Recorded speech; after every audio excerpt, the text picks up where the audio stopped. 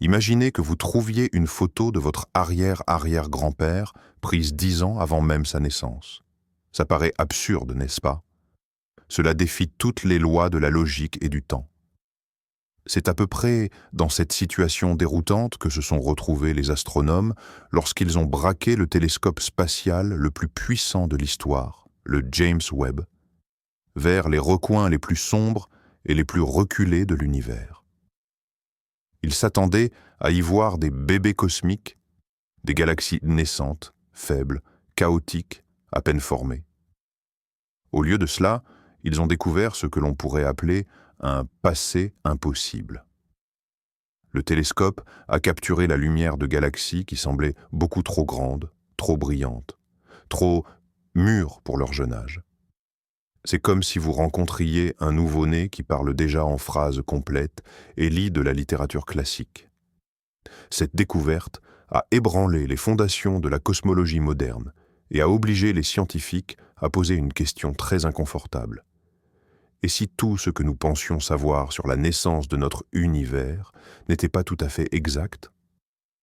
Dans cette conférence pour le sommeil, nous allons voyager ensemble 13 milliards d'années et plus dans le passé, jusqu'à l'aube cosmique elle-même.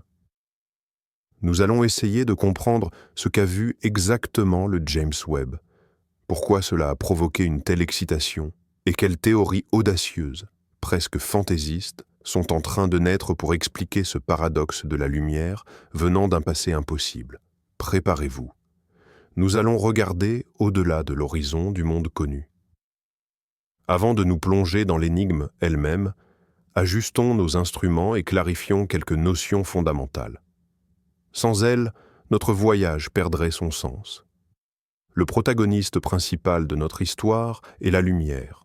La lumière voyage à une vitesse finie, bien qu'incroyablement rapide, près de 300 000 km par seconde. Cela signifie que la lumière de tout objet ne nous parvient pas instantanément. La lumière du Soleil, par exemple, met environ 8 minutes à atteindre la Terre. Par conséquent, lorsque nous regardons le Soleil, nous le voyons tel qu'il était il y a 8 minutes. Pour les étoiles lointaines, on parle d'années, de milliers ou de millions d'années, et pour les autres galaxies, de milliards. Ainsi, un télescope n'est pas seulement une loupe, c'est une véritable machine à remonter le temps. Plus nous regardons loin dans l'espace, plus nous plongeons profondément dans le passé.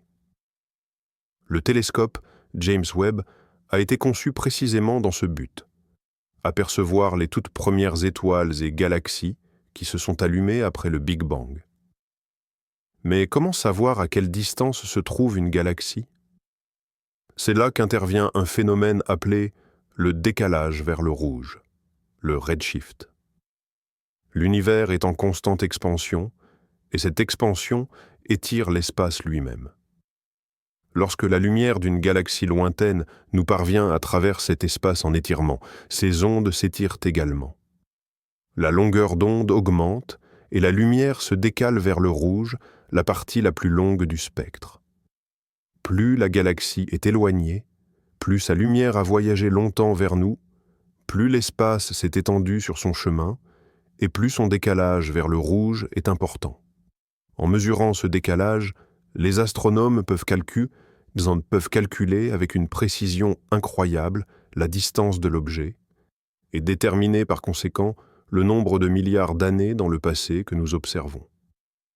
Ce sont précisément ces deux principes, la vitesse finie de la lumière et le décalage vers le rouge, qui sont à la base de toutes les observations de l'univers primitif et qui sont la clé pour comprendre notre paradoxe d'aujourd'hui. Alors, faisons plus ample connaissance avec notre principal outil de découverte, le télescope spatial James Webb. Il est bien plus que le simple successeur du célèbre Hubble. Il représente un saut technologique d'une génération entière. Si Hubble était notre fenêtre sur l'univers, Webb, lui, est un véritable portail vers le passé. Il a été spécifiquement conçu pour capter la toute première lumière ayant jailli après le Big Bang. Son miroir principal, recouvert d'une fine couche d'or, affiche un diamètre impressionnant de 6,5 mètres, soit presque 3 fois celui de Hubble. Il est constitué de 18 segments hexagonaux qui se sont déployés dans l'espace comme une gigantesque fleur d'origami. Un tel miroir permet de collecter bien plus de lumière et donc d'observer des objets plus lointains et plus ténus. Mais la caractéristique essentielle de Webb, c'est sa capacité à observer dans le domaine infrarouge. Vous vous rappelez le décalage vers le rouge? La lumière émise par les toutes premières galaxies s'est étirée au cours de milliards d'années de voyage, au point de se transformer. L'onde visible et ultraviolette est devenue infrarouge. Hubble ne pouvait quasiment pas la voir. Son champ de vision était trop limité. Webb, lui, est un spécialiste de l'infrarouge. Pour que ces détecteurs ultrasensibles puissent fonctionner, il est nécessaire de les refroidir à des températures extrêmement basses, proches du zéro absolu, soit moins 233 degrés Celsius. La moindre source de chaleur, provenant du télescope, du Soleil ou de la Terre, serait pour lui un bruit aveuglant. C'est pourquoi Webb est équipé d'un gigantesque bouclier thermique à 5 couches, grand comme un court de tennis, qui le protège en permanence de toute source de chaleur. Il n'est d'ailleurs pas placé en orbite terrestre comme Hubble, mais à 1,5 million de kilomètres de la Terre, au point dit de Lagrange L2. À cet endroit précis, les forces gravitationnelles du Soleil et de la Terre s'équilibrent, permettant au télescope de rester dans l'ombre de notre planète et de maintenir une position stable. Toutes ces prouesses d'ingénierie ont été conçues dans un but unique, remonter jusqu'à l'ère de l'aube cosmique et répondre à la question « Comment et quand les premières lumières se sont-elles allumées dans l'univers ?» Mais personne ne s'attendait à ce que les réponses qu'il allait nous envoyer soulèvent encore plus de questions et qu'elles soient encore plus fondamentales. Plongeons encore plus profondément dans ce concept crucial du « plus c'est loin, plus c'est tôt », car il est absolument fondamental pour notre enquête. Imaginez l'univers comme un océan immense, et nous sommes assis sur le rivage. Lorsqu'un navire lointain émet un signal lumineux, nous ne le voyons pas à l'instant où il est émis, mais seulement après un certain temps, le temps qu'il faut à la lumière pour parcourir la distance qui nous sépare. Maintenant, imaginons que cet océan est en expansion constante et que tous les navires s'éloignent les uns des autres. Plus un navire est éloigné de nous, plus sa vitesse d'éloignement est grande. C'est exactement cela, notre univers en expansion. La lumière émise par une galaxie il y a des milliards d'années commence son voyage vers nous. Pendant ce temps, l'espace lui-même entre cette galaxie et nous continue de s'étendre. Ce n'est pas la galaxie qui vole à travers l'espace, c'est l'espace-temps lui-même qui l'emporte loin de nous. On pourrait faire l'analogie avec un coureur sur un tapis roulant en expansion. Il court à une vitesse constante, mais la ligne d'arrivée s'éloigne sans cesse. C'est pourquoi la lumière des objets les plus distants met des milliards d'années à nous atteindre. Quand nous observons la galaxie d'Andromède, notre plus proche grande galaxie, nous voyons sa lumière qui a voyagé pendant 2,5 millions d'années. Nous voyons son passé. Lorsque le télescope Webb observe une galaxie avec un décalage vers le rouge, un redshift, disons Z égale 10, il voit une lumière émise lorsque l'univers n'était âgé que d'environ 480 millions d'années. C'est incroyablement jeune, étant donné son âge actuel de 13,8 milliards d'années. C'est l'enfance cosmique. En substance, Webb mène une sorte de archéologie cosmique. Chaque couche de distance est une couche de temps. En observant les galaxies à différentes distances, les astronomes peuvent reconstituer l'image complète de l'évolution de l'univers. Des premières agglomérations maladroites de gaz et d'étoiles jusqu'aux majestueuses galaxies spirales comme notre Voie lactée. Ils s'attendaient à trouver, dans les plus grandes profondeurs du temps, quelque chose de très primitif, de petit et de chaotique. Et quand ils ont finalement atteint cette toute première couche, ça a été le choc. Au lieu de huttes primitives, ils ont découvert des cités déjà bien structurées. Cela brise toute la chronologie de la construction cosmique qu'ils avaient méticuleusement élaborée pendant des décennies. Armons-nous maintenant de notre principal outil de mesure, le décalage vers le rouge. À première vue, cela peut ressembler à de la physique complexe, mais l'idée sous-jacente est en réalité très élégante. Rappelez-vous le changement de son de la sirène d'une ambulance, plus aiguë quand elle approche, plus grave quand elle s'éloigne. C'est l'effet Doppler. Le même phénomène se produit avec la lumière. Si une source lumineuse s'éloigne de nous, ces ondes lumineuses sont étirées, leur fréquence diminue et elles se déplacent vers la partie rouge du spectre. Si elles se rapprochent, c'est vers le bleu. Cependant, en cosmologie, nous avons affaire à un phénomène légèrement différent, le décalage cosmologique vers le rouge. Il ne s'agit pas ici de la vitesse d'une galaxie qui traverserait l'espace, mais bien de l'expansion de l'espace lui-même, comme nous l'avons déjà expliqué. Imaginez que vous dessinez une onde sur un élastique, puis que vous commencez à l'étirer. L'onde elle-même devient plus longue. De la même manière, un photon voyageant à travers l'univers en expansion est étiré en même temps que celui-ci. Le décalage vers le rouge, désigné par la lettre Z, indique précisément le facteur d'étirement de l'univers pendant le voyage de la lumière, de la source jusqu'à nous. Si Z est égal à 1, cela signifie que l'univers a doublé de taille depuis l'émission de cette lumière. Si Z est égal à 2, il a triplé. Pour les objets les plus lointains que voit Webb, Z peut dépasser 10, voire 13. Cela signifie qu'au moment où ces galaxies ont émis la lumière que nous voyons aujourd'hui, l'univers était 11 ou 14 fois plus petit qu'il ne l'est actuellement. C'est un état incroyablement dense, chaud et jeune. Pour mesurer ce décalage, les astronomes utilisent la spectroscopie. Ils décomposent la lumière de la galaxie en un arc-en-ciel ou spectre. Dans ce spectre apparaissent des lignes sombres, appelées lignes d'absorption, qui correspondent à des éléments chimiques spécifiques présents dans les étoiles de la galaxie. Nous savons à quelle longueur d'onde ces lignes devraient se trouver en laboratoire sur Terre. En comparant leur position de référence avec leur position dans le spectre de la galaxie lointaine, les scientifiques calculent de combien elles ont glissé vers le rouge et déterminent par conséquent la valeur de Z. C'est la méthode la plus fiable pour mesurer les distances cosmiques. Ce sont précisément ces mesures, appliquées aux objets découverts par Webb, qui ont conduit à des résultats stupéfiants. Les données spectroscopiques l'ont confirmé, ces galaxies se trouvent bien aux confins de l'univers observable, dans son passé lointain. Leur maturité étonnante n'est donc ni une erreur, ni un mirage. C'est un fait réel qui nécessite une explication. Pour comprendre l'ampleur du choc provoqué par ces nouvelles découvertes, il est essentiel de se remémorer le modèle du cosmos qui faisait autorité jusqu'alors. Ce modèle s'appelle le modèle cosmologique standard, ou lambda CDM, LCDM. Attention, ce n'est pas une simple théorie. C'est le fruit de décennies d'observations, de calculs et de validations qui décrivent notre univers à grande échelle avec une précision stupéfiante. Selon ce modèle, notre univers est composé de 3 ingrédients fondamentaux. Le premier, c'est la matière ordinaire, ou baryonique, celle qui nous compose, nous, les planètes et les étoiles. Étonnamment, elle ne représente qu'environ 5% de tout l'univers.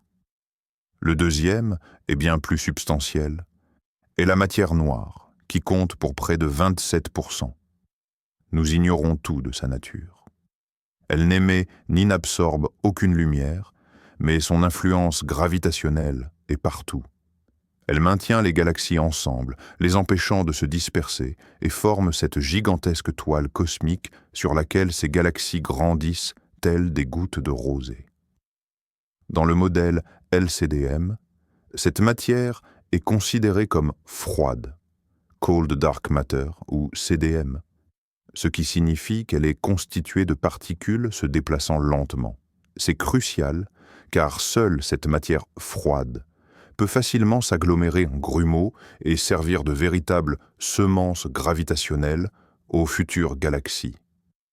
Enfin, le troisième composant, le plus mystérieux et dominant de tous, est l'énergie noire. Elle représente environ 68% de la masse énergie totale de l'univers, représentée par la lettre grecque lambda, L. Elle est responsable de l'expansion accélérée de l'univers. Elle agit comme une antigravité repoussant l'espace. Le modèle LCDM décrit parfaitement le rayonnement fossile, la structure à grande échelle de l'univers et une multitude d'autres observations. Il émet également des prédictions très spécifiques quant à la manière dont les premières structures auraient dû se former. Selon ce modèle, la formation était hiérarchique, c'est-à-dire de bas en haut, bottom-up. De petits grumeaux de matière noire devaient d'abord se condenser. Ces grumeaux attiraient ensuite le gaz ordinaire, formant les premières étoiles et les galaxies naines. Ce n'est qu'après que ces petites galaxies étaient censées fusionner lentement, sur des centaines de millions et des milliards d'années, pour former des structures de plus en plus grandes. Le modèle prédisait donc que dans l'univers primordial, nous ne devrions trouver qu'une multitude de petites protogalaxies, faibles et peu lumineuses, et certainement pas les géantes que le télescope Webb a observées. Plongeons maintenant dans l'époque même pour laquelle le James Webb a été conçu, l'aube cosmique. Après le Big Bang, l'univers n'était qu'une soupe chaude et dense de particules élémentaires. Il s'est peu à peu dilaté et refroidi. Environ 386 000 ans plus tard, le refroidissement fut suffisant pour que les protons et les électrons s'unissent en un atome neutre d'hydrogène et d'hélium. L'univers est alors devenu transparent à la lumière, et cette toute première lueur, nous la voyons aujourd'hui sous la forme du rayonnement fossile. Mais cette période fut suivie par ce que l'on nomme les âges sombres. L'univers était rempli de gaz neutre, sans aucune étoile, plongé dans une obscurité totale. Cette période a duré, selon les estimations, entre 100 et 200 millions d'années. Pendant ce temps, le gaz s'est mis à s'accumuler dans les grumeaux de matière noire, se contractant sous l'effet de la gravité jusqu'à ce que les toutes premières étoiles s'allument en leur centre. C'était l'aube cosmique. Les théoriciens prédisaient à quoi devaient ressembler ces premières étoiles, appelées population 3. Elles devaient être composées exclusivement d'hydrogène et d'hélium, car il n'y avait tout simplement pas encore d'éléments plus lourds dans l'univers. Pour cette raison, elles devaient être incroyablement massives, des centaines de fois la masse de notre Soleil, très chaudes et très brillantes, mais avec une durée de vie très courte, de l'ordre de quelques millions d'années seulement. En explosant en supernova, elles devaient disperser pour la première fois dans l'espace les éléments lourds, le carbone, l'oxygène, le fer, à partir desquels se sont ensuite formées les étoiles des générations suivantes, les planètes et, in fine, nous-mêmes. Les premières galaxies, d'après ce modèle, devaient être petites, faibles en luminosité, composées de ces étoiles primordiales et très pauvres en éléments lourds. La lumière émise par ces premières étoiles et galaxies a ensuite commencé à ioniser l'hydrogène neutre environnant, le transformant à nouveau en plasma. Ce processus s'appelle la rayonisation, et c'est lui qui a rendu l'univers aussi transparent que celui que nous observons de nos jours. Le Webb devait être le témoin de ce processus grandiose. Apercevoir ces premières timides étincelles de lumière perçant le brouillard des âges sombres. Il était censé confirmer cette image à la fois belle et logique. Mais, comme c'est souvent le cas en science, la réalité s'est révélée beaucoup plus surprenante et complexe. Le moment de vérité est arrivé. Dans le cadre du projet JADES, pour JWST Advanced Deep Extragalactic Survey, le télescope spatial James Webb a scruté pendant des heures et des heures une minuscule portion du ciel, le célèbre champ profond de Hubble. C'est l'une des zones les mieux cartographiées, mais Webb l'a observé sous une lumière totalement inédite, l'infrarouge. Parmi des milliers de galaxies lointaines, il a repéré plusieurs candidates affichant un décalage vers le rouge ahurissant, un redshift record, un Z11, 12 et même 13. Le plus notable d'entre eux a été baptisé JADES GS Z13-0. Sa lumière a voyagé jusqu'à nous pendant 13,4 milliards d'années. Nous observons donc cet objet tel qu'il était lorsque l'univers n'était âgé que de 330 millions d'années. C'était un nouveau record absolu, la galaxie la plus éloignée jamais confirmée par spectroscopie. Cependant, le véritable choc ne venait pas de la distance en elle-même, mais des propriétés intrinsèques de cette galaxie et de ses consoeurs. Contrairement aux prédictions théoriques, elles n'étaient ni petites ni peu lumineuses. Elles étaient au contraire incroyablement brillantes et massives.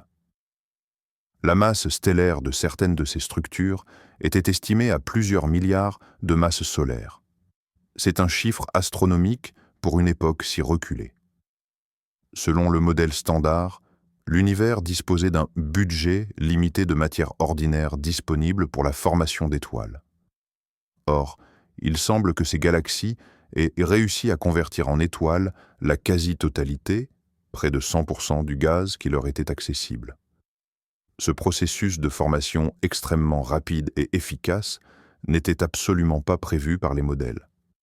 Qui plus est, elles ne constituaient assez pas de simples amas d'étoiles chaotiques. Certaines d'entre elles, comme la galaxie Sirius 12, découverte lors d'un autre examen, affichaient déjà une structure étonnamment ordonnée, ressemblant à une galaxie spirale barrée, à l'image de notre propre Voie lactée. L'édification d'une structure aussi complexe devrait, selon tous les calculs, nécessiter des milliards d'années d'interactions gravitationnelles et non quelques centaines de millions. Les astronomes ont alors vérifié et revérifié les données. Ils ont traqué les erreurs, exploré toutes les explications alternatives possibles. Mais les chiffres restaient obstinément les mêmes. Ils se trouvaient face à des objets qui, d'après le modèle cosmologique dominant, n'auraient tout simplement pas dû exister. Ils étaient trop massifs, trop lumineux et trop structurés pour une époque si reculée. C'était bel et bien la lumière d'un passé impossible. Attardons-nous d'abord sur le premier de ces paradoxes, celui de la masse. Comment un tel volume de matériaux de construction a-t-il pu se rassembler en un seul point dans un univers aussi jeune?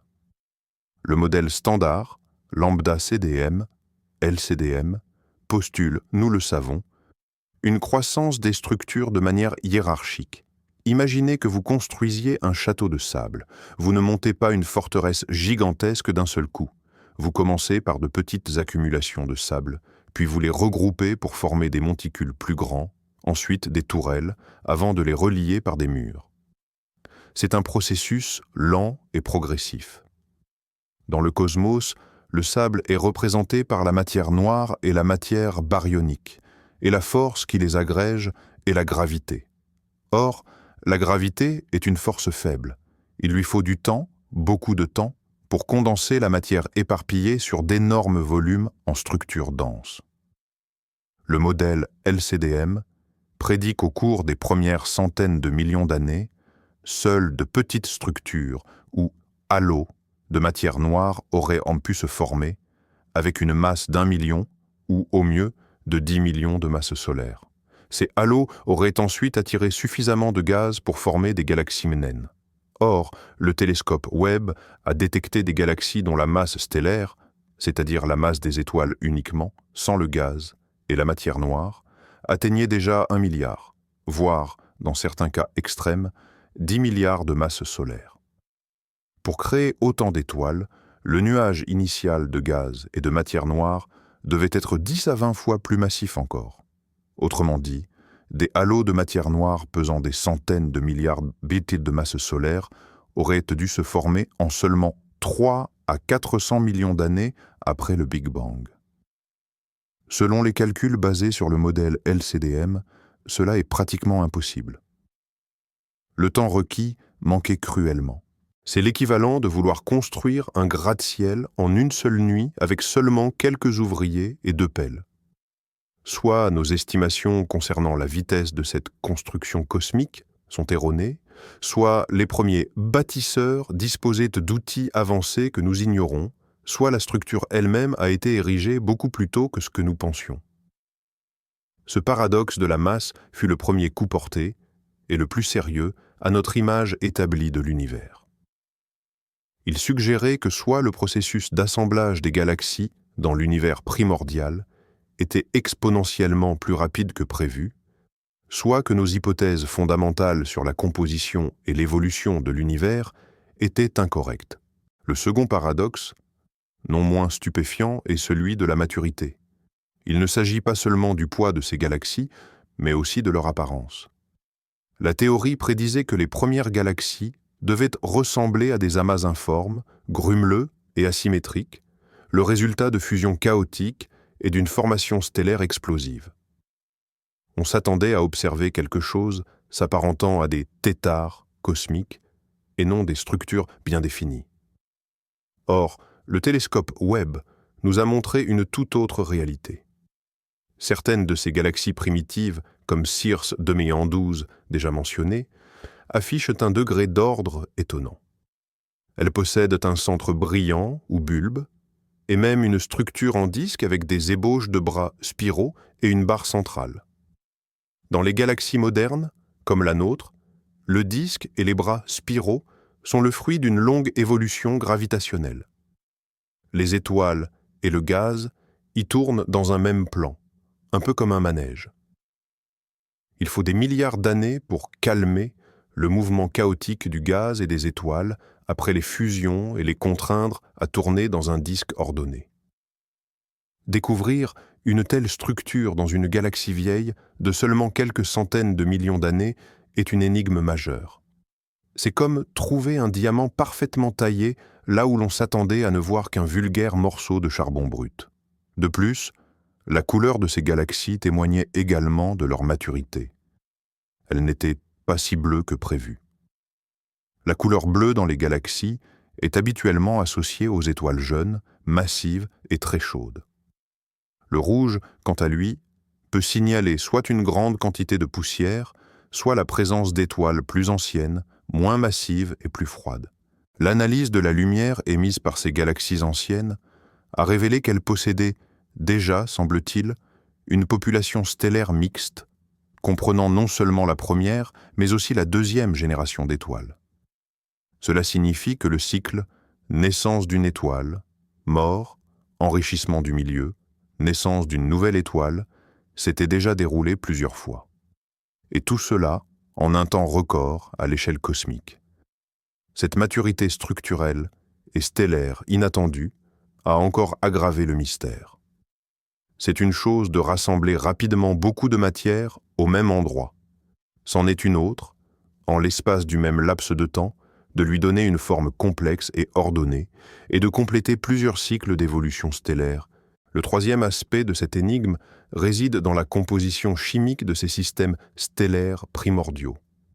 Et pour comprendre cela, il faut s'arrêter sur la notion de métaux. En astronomie, on appelle métaux tous les éléments chimiques plus lourds que l'hydrogène et l'hélium. Il s'agit du carbone, de l'oxygène, de l'azote, du fer, tout ce qui compose les planètes et nous-mêmes. Or, ces éléments n'ont pas été créés lors du Big Bang.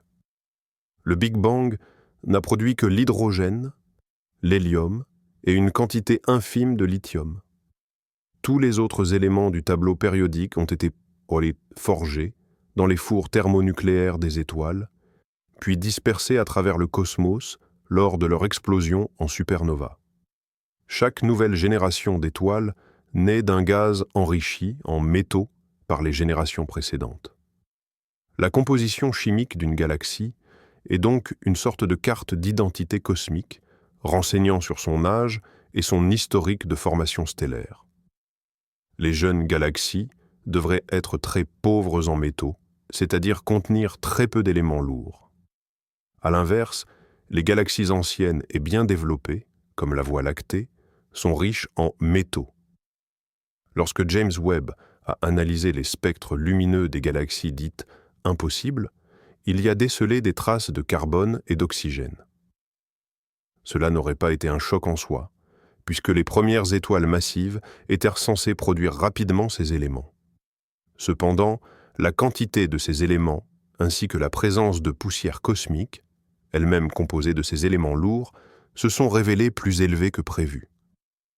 Accumuler une telle quantité de métaux et de poussière exigeait que plusieurs générations d'étoiles massives aient eu le temps de naître, de vivre leur courte vie et d'exploser.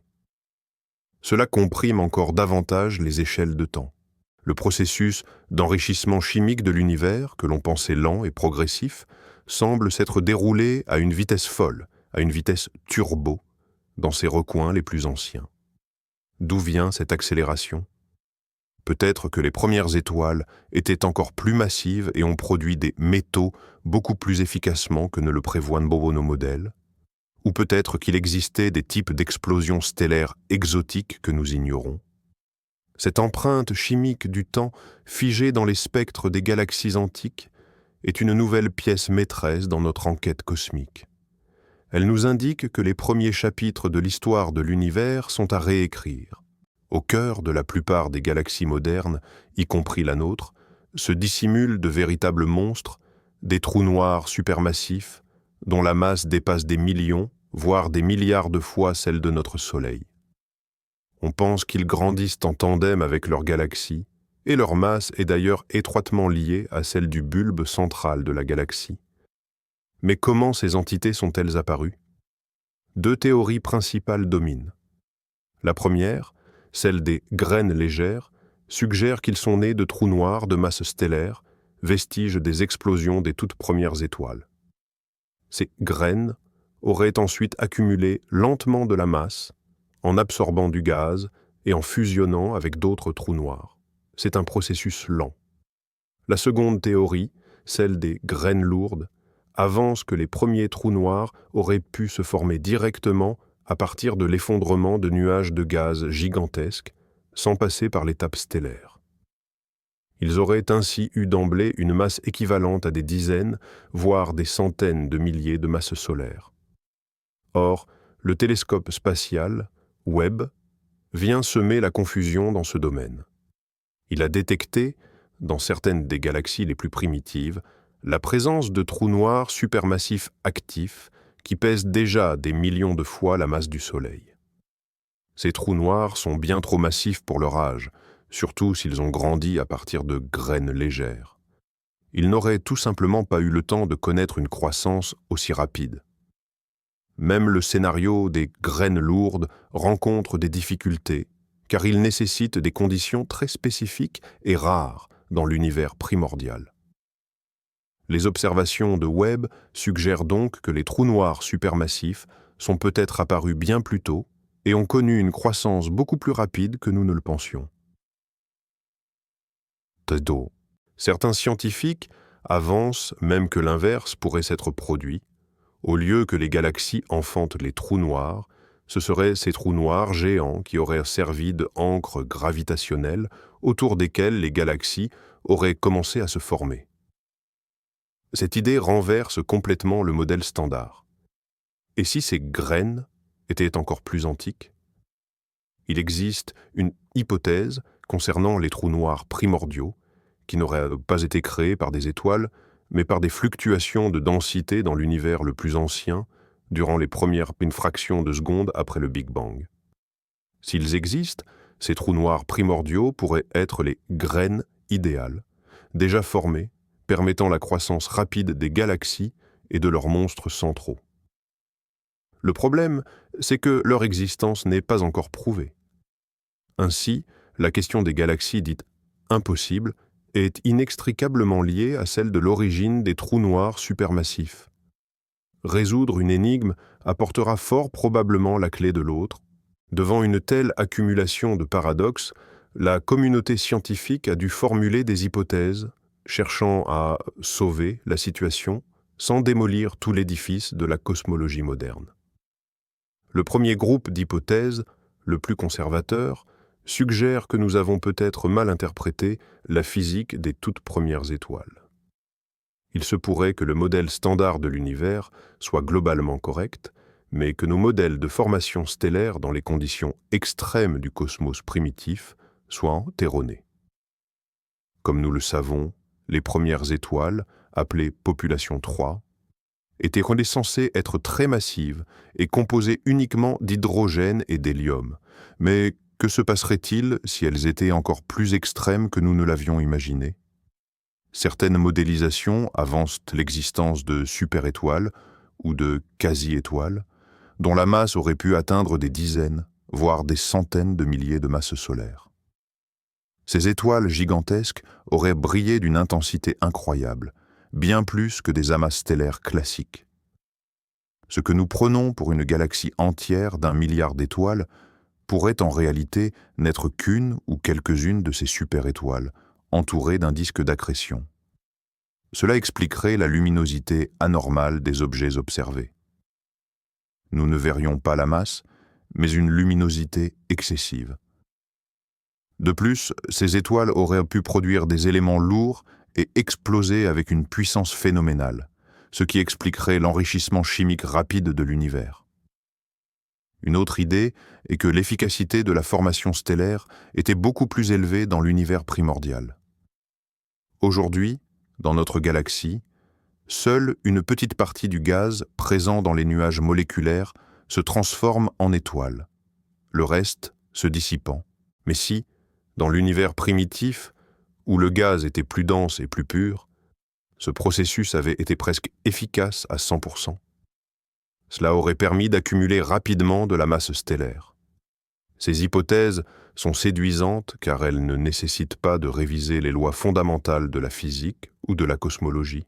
Elles suggèrent simplement que, dans des conditions extrêmes, la nature se montre plus ingénieuse que nous ne l'imaginons habituellement.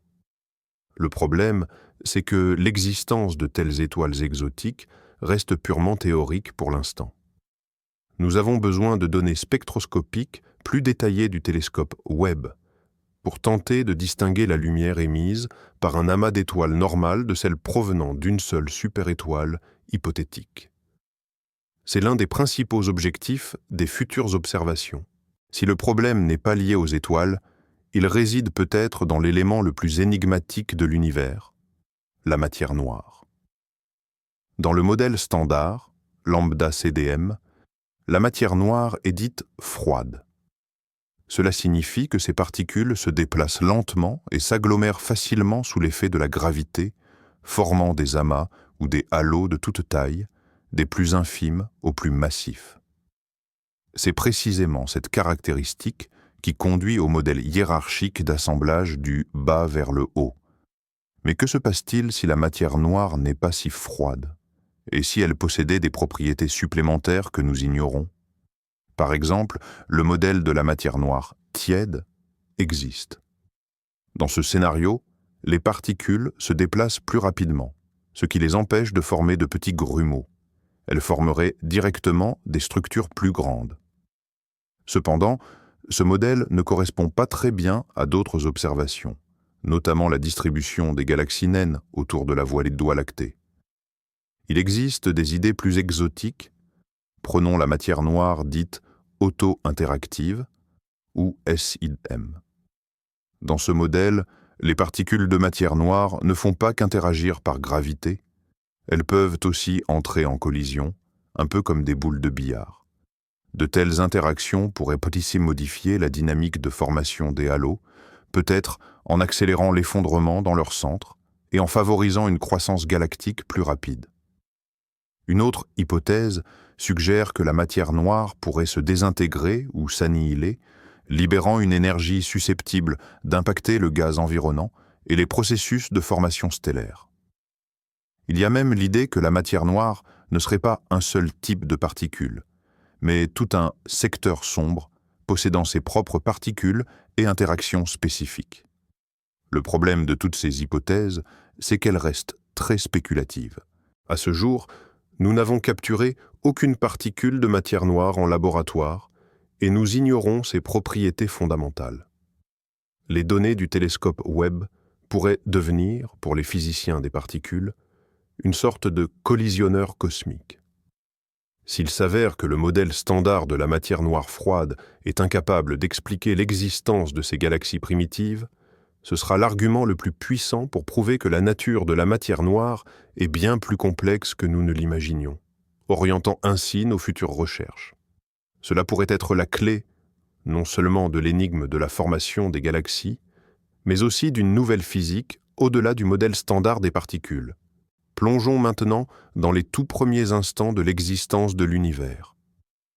Le modèle standard nous enseigne qu'après le Big Bang, une phase d'expansion ultra rapide s'est enclenchée, l'inflation cosmique.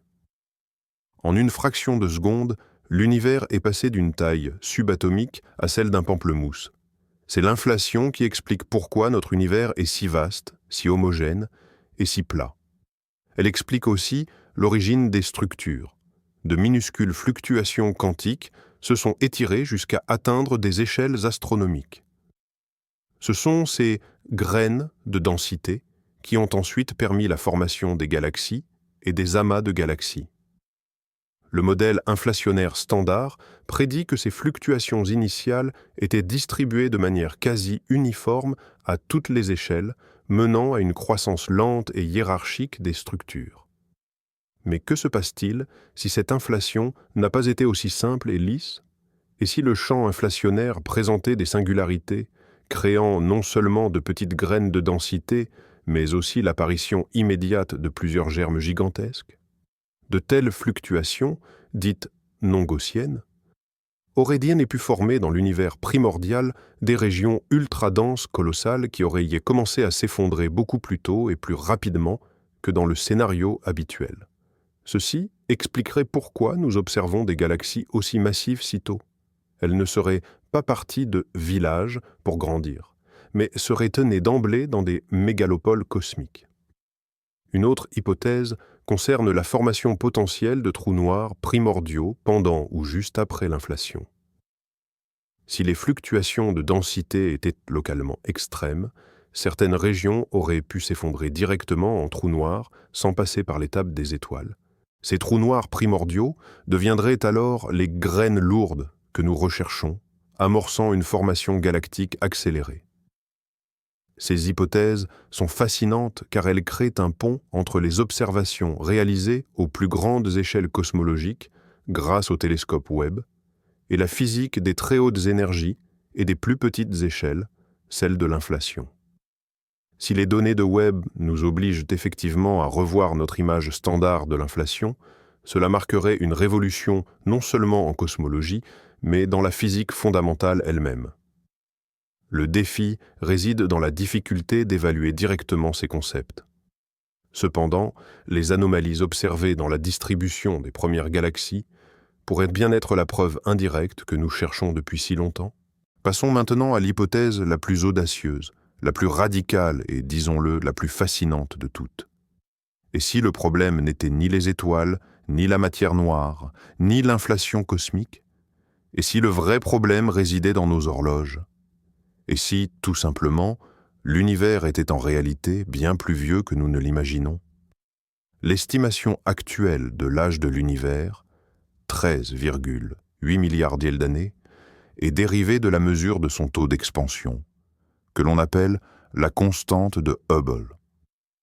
Nous extrapolons ensuite cette expansion en remontant le temps jusqu'au point de singularité initiale. Cet âge est parfaitement cohérent avec celui des étoiles les plus anciennes de notre galaxie et avec l'ensemble des données cosmologiques dans le cadre du modèle standard, le modèle LCDM. Mais que se passe-t-il si ce modèle est incomplet? Le chercheur Rajendra Gupta, de l'Université d'Ottawa, a proposé un modèle hybride qui tente d'expliquer les anomalies observées par Webb en doublant tout simplement l'âge de l'univers. Il passe alors à 26,7 milliards d'années. Comment est-ce possible? Son modèle repose sur la combinaison de deux idées fondamentales.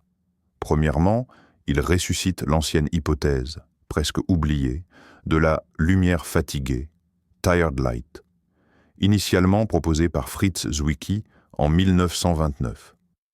Zwicky suggérait que les photons, en traversant l'espace, perdaient de l'énergie pour une raison inconnue.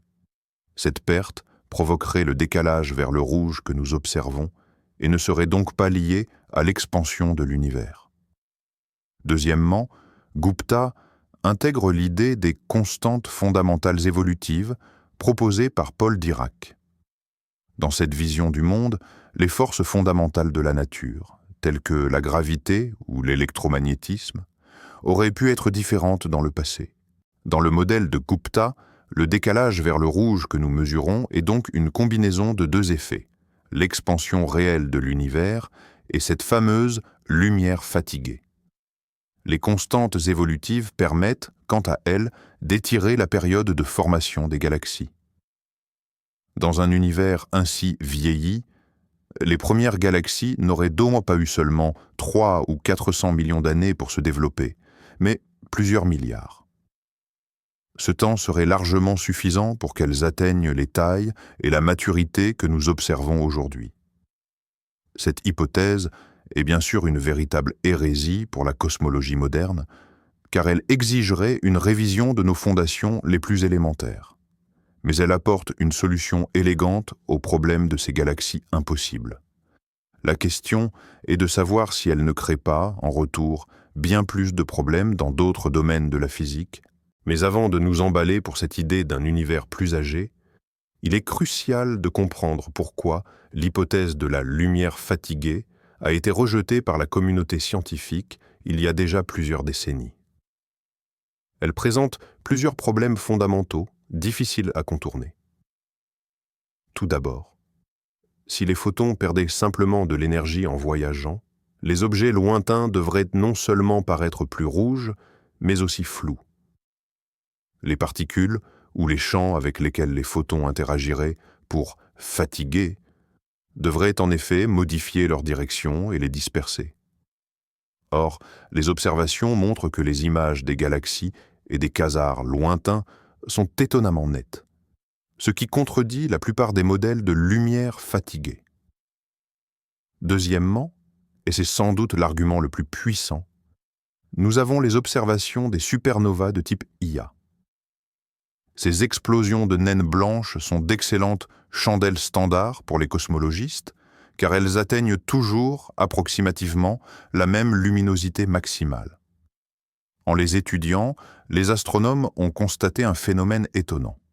Plus la supernova est lointaine, et plus son décalage vers le rouge est grand, plus le processus d'explosion lui-même semble lent. La courbe de luminosité, c'est-à-dire la manière dont l'éclat de la supernova augmente puis diminue, est étirée dans le temps. Cet effet de ralentissement temporel s'explique parfaitement dans le cadre d'un univers en expansion. Le temps lui-même, dans un système de référence lointain, s'éloignant rapidement de nous, nous paraît s'écouler plus lentement. L'hypothèse de la lumière fatiguée est incapable d'expliquer ce phénomène. Si l'univers n'était pas en expansion et que la lumière vieillissait simplement, nous ne verrions aucune dilatation du temps. Troisièmement, le spectre du rayonnement fossile, il correspond avec une précision incroyable au spectre d'un corps noir parfait. Dans le modèle du Big Bang, cela était naturel. L'univers primitif était en équilibre thermodynamique. Dans un univers statique basé sur la lumière fatiguée, il est extrêmement difficile d'expliquer pourquoi le rayonnement fossile aurait cette forme spécifique. C'est à cause de ces incohérences, entre autres, que l'hypothèse de la lumière fatiguée, sous sa forme initiale, a été pratiquement enterrée. Le modèle de Rajendra Gupta tente de contourner ces problèmes en combinant la fatigue avec l'expansion et des constantes évolutives, mais la communauté scientifique reste pour l'instant très sceptique. Pour qu'une idée aussi révolutionnaire soit acceptée, elle doit non seulement expliquer les nouvelles données du télescope James Webb, mais aussi ne pas contredire l'ensemble massif de données sur lequel repose la cosmologie moderne. Malgré un certain scepticisme, l'idée selon laquelle le modèle standard LCDM n'est pas la réponse définitive en cosmologie est dans l'air du temps depuis un bon moment déjà. Il existe d'autres modèles alternatifs qui s'attaquent non seulement aux problèmes des galaxies primitives, mais aussi à d'autres questions plus épineuses, par exemple la fameuse tension des mesures de la constante de Hubble. Une des idées les plus élégantes et inhabituelles est la cosmologie cyclique conforme, ZCC, proposée par le célèbre physicien Roger Penrose. Selon cette théorie, notre univers n'est qu'un seul éon dans une chaîne infinie de naissance et de mort d'univers. La fin d'un éon, lorsque l'univers s'est dilaté au point de devenir froid et vide, devient, après une transformation mathématique, le Big Bang de l'éon suivant. Dans ce modèle, l'information de l'éon précédent peut s'infiltrer dans le nôtre, potentiellement sous la forme de trous noirs primordiaux géants qui serviraient de germes aux galaxies. Cette théorie ne rend pas nécessairement notre univers plus ancien, mais elle suggère que ses conditions initiales ont été façonnées par le cycle précédent. D'autres modèles suggèrent que l'énergie noire, ce fameux L, lambda, n'est pas une constante. Il est possible que sa densité ait varié au fil du temps. Par exemple, il aurait pu exister dans l'univers primitif une énergie noire précoce qui accélérait l'expansion avant de se désintégrer. Cela aurait pu influencer la vitesse de formation des structures. Ces modèles sont appelés modèles à énergie noire évolutive, ou quintessence. Il existe également des modifications de la théorie de la gravité. Il se pourrait bien qu'aux échelles cosmologiques, la gravité ne fonctionne pas exactement comme le décrit la relativité générale d'Einstein. Ces théories, monde, gravité FR et d'autres, tentent d'expliquer les effets observés, tels que la rotation des galaxies et l'expansion accélérée, sans avoir recours à la matière noire et à l'énergie noire. Cependant, aucune de ces propositions n'a pu, pour l'instant, décrire l'ensemble des observations cosmologiques avec la même précision que le modèle LCDM. Les nouvelles données du télescope Webb pourraient être l'impulsion nécessaire pour que les théoriciens prennent ces alternatives plus au sérieux, et peut-être même créer un nouveau modèle standard plus complet, qui intégrerait à la fois les succès passés et les nouvelles découvertes inattendues. Avant de décréter un état de crise en cosmologie, il est essentiel de revêtir la toge du sceptique. Posons-nous la question, n'est-ce pas nous qui mesurons ou interprétons mal certains éléments? La science doit toujours laisser une place au doute, surtout face à des affirmations aussi révolutionnaires. En premier lieu, la calibration des instruments. Le télescope James Webb est un instrument d'une complexité inouïe. Bien qu'il ait été calibré avec la plus grande précision, il existe toujours une probabilité de petites erreurs systématiques pouvant affecter la mesure de la luminosité ou de la couleur des objets lointains. Par exemple, si nous sous-estimons légèrement la quantité de poussière présente dans ces galaxies, nous risquons de surestimer leur masse stellaire. La poussière absorbe en effet la lumière bleue pour la réémettre dans le rouge, ce qui rend la galaxie plus rouge et, à première vue, plus ancienne et massive qu'elle ne l'est réellement. Deuxièmement, les modèles de population stellaire. Pour déterminer la masse d'une galaxie à partir de sa couleur et de sa luminosité, les astronomes emploient des modèles informatiques sophistiqués. Ceux-ci simulent comment la lumière émise par des millions d'étoiles, d'âges et de compositions chimiques différents, s'additionnent. Ces modèles reposent sur notre compréhension de l'évolution stellaire. Or, comme nous l'avons évoqué, notre connaissance des toutes premières étoiles, celles de faible métallicité, pourrait être incomplète. Si elles étaient plus brillantes ou vivaient plus longtemps que nous ne le pensons, nos estimations de masse pourraient être exagérées. Troisièmement, le facteur d'incertitude. Il ne faut pas oublier que nous parlons ici d'objets situés aux limites des capacités de nos instruments. Leurs signaux sont extrêmement faibles et les marges d'erreur inhérentes à ces mesures sont importantes. Ce qui apparaît aujourd'hui comme une galaxie géante pourrait, après des observations plus longues et une analyse plus détaillée, se révéler être quelque chose de moins extrême. La communauté scientifique travaille activement sur toutes ces questions. Diverses équipes de chercheurs analysent les mêmes données en utilisant différentes méthodes et modèles pour exclure toute erreur potentielle. C'est le processus scientifique normal. Ce n'est qu'une fois que toutes ces vérifications seront terminées et que l'anomalie persistera qu'il sera légitime d'évoquer la nécessité d'une nouvelle physique. Peut-être que la panique est prématurée et que la solution réside dans un ajustement plus fin de nos modèles et instruments existants, plutôt que dans leur remplacement total. Un autre effet susceptible de fausser considérablement notre perception de l'univers lointain est le phénomène de l'antillage gravitationnel. D'après la théorie de la relativité générale d'Einstein, les objets massifs, tels que les galaxies ou les amas de galaxies, courbent l'espace-temps autour d'eux. La lumière provenant d'objets plus distants, lorsqu'elle passe près de ces lentilles gravitationnelles, voit sa trajectoire déviée, à l'instar de la lumière traversant une lentille de verre classique. Ce phénomène peut engendrer des conséquences spectaculaires. Il peut non seulement créer plusieurs images d'un même objet distant, ou en déformer la forme, l'étirant en arc et en anneau, mais surtout, et c'est là que réside l'intérêt principal pour nous, il amplifie sa luminosité. La lentille gravitationnelle agit comme un télescope naturel, nous permettant d'apercevoir des objets qui, autrement, seraient bien trop faibles. Peut-être alors que les galaxies dites impossibles, observées par le télescope Webb, ne sont pas si massives et lumineuses qu'on le pense? Et si leur lumière avait simplement été amplifiée par une structure massive, mais invisible, située sur la ligne de visée entre elles et nous? C'est une hypothèse tout à fait plausible. C'est une probabilité que les astronomes prennent toujours en compte.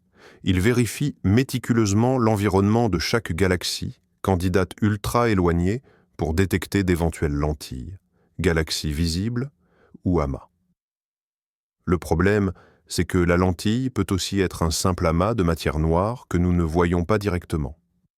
Toutefois, un fort effet de lentillage génère typiquement des distorsions de forme très caractéristiques, ce qui n'est pas le cas pour beaucoup de ces galaxies impossibles. Elles restent globalement symétriques. Bien sûr, il existe la possibilité d'un faible lentillage, qui augmente légèrement la luminosité sans trop déformer la forme. Certaines études indiquent que si l'on prend en compte cet effet, les candidats les plus extrêmes pourraient se replacer dans des limites plus ou moins compatibles avec le modèle standard. Néanmoins, la majorité des scientifiques s'accordent à dire que le lentillage ne peut pas être l'explication universelle de toute cette population d'objets étranges. Ils sont tout simplement trop nombreux et disséminés sur différentes zones du ciel.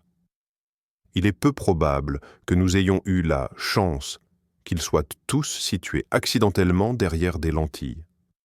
Il s'agit néanmoins d'un facteur essentiel qui doit être modélisé et pris en compte avec le plus grand soin lors de l'analyse des données, afin de distinguer les propriétés réelles de ces galaxies antiques des illusions générées par ces mirages cosmiques. Ce que nous observons actuellement, ce n'est ni une crise, ni la fin de la cosmologie. Au contraire, c'est la science à son meilleur, dans ce qu'elle a de plus passionnant. C'est le moment où la nature nous lance une énigme qui dépasse le cadre existant, nous obligeant à penser, à créer et à vérifier. Rappelons-nous l'histoire des sciences. À la fin du XIXe siècle, beaucoup de physiciens croyaient que la vision du monde était pratiquement complète. La mécanique classique de Newton et l'électrodynamique de Maxwell semblaient tout décrire. Mais il restait quelques petits nuages à l'horizon. Le problème du rayonnement du corps noir et les résultats de l'expérience de Michelson-Morley. Ces petits nuages ont finalement mené à deux des plus grandes révolutions en physique. La création de la mécanique quantique et de la théorie de la relativité. Peut-être que les galaxies impossibles découvertes par Webb sont nos nuages à l'horizon d'aujourd'hui. Nous sommes actuellement dans la phase de collecte de données et d'émission d'hypothèses. Différents groupes de scientifiques proposent leur explication, allant des plus conservatrices aux plus radicales. Chaque hypothèse doit être vérifiée. Par exemple, si le problème vient de nos modèles stellaires, il nous faut des spectres plus détaillés pour trouver les empreintes digitales chimiques d'étoiles exotiques. Si le problème se trouve dans la matière noire, nous devons chercher ces manifestations dans d'autres phénomènes astrophysiques.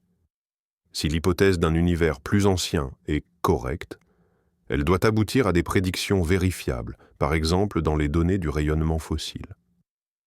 C'est un processus qui ressemble beaucoup à un travail de détective. Il y a la scène de crime, les données inattendues, et il y a les suspects, les différentes hypothèses. Maintenant, il faut collecter les preuves, confronter les témoignages, vérifier les alibis. Chaque nouvel article, chaque nouvelle observation est une étape dans cette enquête.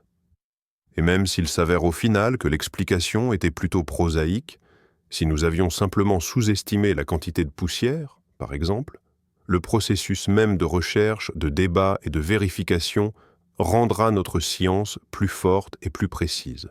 Si, au contraire, l'une des idées radicales se confirme, nous assisterons alors à un changement de paradigme scientifique semblable à ceux effectués par Copernic, Newton et Einstein.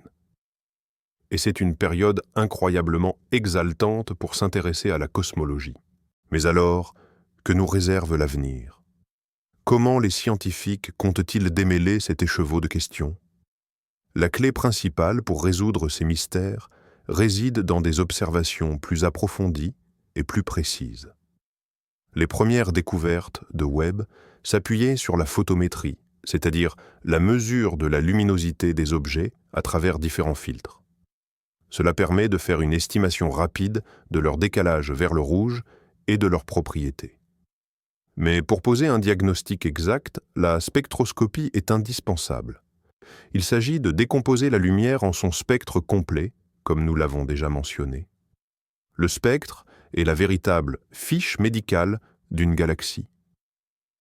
Il permet de mesurer avec précision le décalage vers le rouge, de déterminer la composition chimique des gaz, l'âge de sa population stellaire, sa vitesse de rotation, et même la présence d'un trou noir actif. Dans les années à venir, Webb va consacrer des centaines d'heures à l'obtention de spectres profonds pour les candidates les plus intrigantes parmi ces galaxies primordiales. Ces données vont nous permettre d'écarter de nombreuses hypothèses. Par exemple, nous pourrons déterminer si nous avons affaire à un amas d'étoiles ordinaires ou à une seule et unique super-étoile. Nous serons en mesure de mesurer la quantité de métaux, le terme astrophysique, et de comprendre à quelle vitesse l'enrichissement chimique a eu lieu. Nous pourrons également déterminer la masse de leurs trous noirs centraux. D'autres instruments viendront épauler Webb. Les télescopes TEGIS terrestres de nouvelle génération, comme l'Extremely Large Telescope, ULT, et son miroir de 40 mètres, pourront étudier ces objets avec une résolution encore supérieure. Le futur télescope spatial Nancy Grace Roman, quant à lui, réalisera de vastes études du ciel. Il devrait permettre de découvrir des milliers de ces galaxies primordiales et de compiler une statistique essentielle pour distinguer les fluctuations aléatoires d'une loi générale. De leur côté, les théoriciens ne restent pas inactifs. Ils exploitent des supercalculateurs pour créer des simulations de plus en plus complexes de l'univers primordial. Dans ces modèles, ils injectent différentes hypothèses physiques, des propriétés variées pour la matière noire, des types divers pour les premières étoiles, ou différentes modélisations de l'inflation. En comparant les résultats de ces simulations aux données réelles de Webb, ils pourront déterminer quel modèle décrit le mieux la réalité. C'est la synergie parfaite entre l'observation et la théorie. L'observation pose les questions, la théorie propose des réponses qui seront vérifiées par de nouvelles observations. Nous ne sommes qu'au tout début de ce voyage. L'énigme de ces galaxies dites impossibles n'est pas une impasse, mais une véritable invitation. Une invitation à regarder plus loin, à penser plus grand, et peut-être à découvrir un univers entièrement nouveau et encore plus étonnant. Faisons le point sur ce long voyage vers l'aube des temps. Le télescope spatial James Webb, ce chef-d'œuvre d'ingénierie, a scruté le passé bien plus loin qu'aucun instrument avant lui, et a découvert des choses qui, selon nos théories, n'auraient jamais dû exister à cette époque.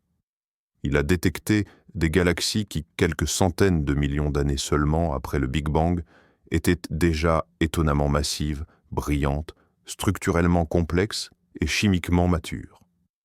Cette lumière venue d'un passé impossible a mis au défi le modèle cosmologique standard, celui qui pendant des décennies a décrit notre univers avec succès.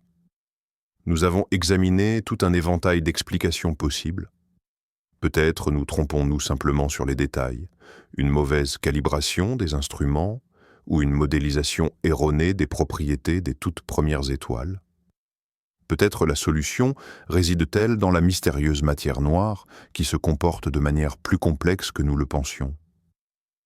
Ou alors, nous devons peut-être revoir les fondations mêmes de la cosmologie, la théorie de l'inflation qui décrit les premiers instants de l'univers, ou même l'âge du cosmos lui-même, en supposant que ces galaxies ont eu beaucoup plus de temps pour se développer.